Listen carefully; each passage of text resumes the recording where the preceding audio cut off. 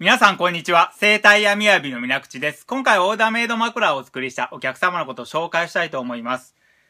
泉大津市から見えた50代の男性の方になります。朝起きた時に肩のこり、首の痛み、腰痛の方があるようです。で、寝ている時に結構いびきの方をかいているようで、鼻もちょっと詰まっている感じで口呼吸になっている感じですね。そういうのがあるようです。結構ね、普段から口呼吸している可能性が高いかなっていう話をしていました。で、ちょっとね、口開いてる感じもあったんですけれども、それはやっぱりこの口呼吸している方っていうのは鼻からね、あまり息吸わないので、鼻からやっぱりこの空気通してあげないと、鼻っていうのはね、詰まりやすくなったりしますので、実際にその鼻が詰まってるって方は、できたら、生えとこ耳鼻科とかでね、ちゃんと見てもらった方が良いかなと思います。